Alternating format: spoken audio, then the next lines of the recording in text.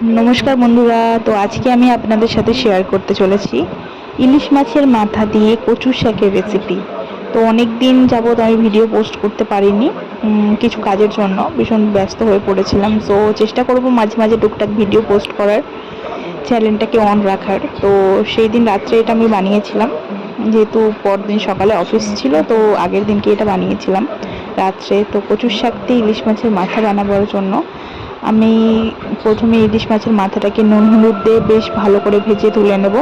তারপরে ওই কড়ার মধ্যে বেশ খানিকটা সর্ষের তেল অ্যাড করে দেব, দিয়ে আমি দিয়ে দেব কালো জিরে ফোড়নে আর তেজপাতা শুকনো লঙ্কা ফোড়নে। তারপরে আমি দিয়ে দেবো বেশ খানিকটা পেঁয়াজের কুচি, দিয়ে হালকা হালকা ভাজা হয়ে এলেই ওর মধ্যে দিয়ে দেবো আগে থেকে ছিঁড়ে রাখা কাঁচা লঙ্কা। সেটা দিয়ে ভালো করে নাড়িয়ে নেওয়ার পর দিয়ে দেবো লবণ, সেটা দিয়ে আরও বেশ খানিকটা ভেজে নেব।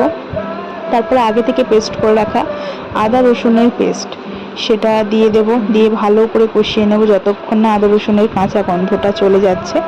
তারপরে একটু কষানো হয়ে গেলে হালকা তেলটা ছেড়ে দিলেই আমি ওর মধ্যে অ্যাড করে দেব হলুদ গুঁড়ো, লঙ্কা গুঁড়ো, দিয়ে ভালো করে কষিয়ে নেওয়ার পরে আগে থেকে কচু ডাঁটাটা আমি সিদ্ধ করে রেখেছিলাম, মানে হালকা করে নুন দিয়ে একটু ভাপিয়ে রেখেছিলাম আর কি, তো সেটাতেই দিয়ে দেব জল ঝারিয়ে নেওয়ার পরে। দিয়ে ভালো করে বেশ 5-10 মিনিট মতো কষাবো।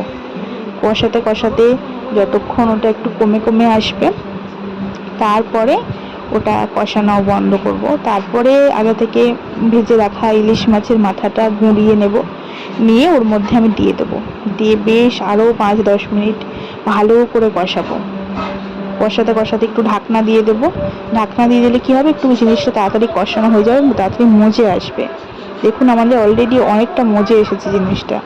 তারপরেই ভালো করে কষানো হয়ে গেলে এর মধ্যে আমি চিনি অ্যাড করেছিলাম, সেইটার ক্লিপটা নেওয়া হয়নি। আপনারা অবশ্যই চিনিটা অ্যাড করবেন, কারণ কচু শাকে একটু হলেও চিনি দিতে হয়। তো এখানে আমি 1.5 চামচ মতো চিনি অ্যাড করেছিলাম। এবার আপনারা আপনাদের স্বাদ মতো করবেন, কি কতটা ঝাল খান না খান। তারপরেই আমাদের রেডি হয়ে যাবে কচু শাক দিয়ে ইলিশ মাছের মাথার রেসিপি।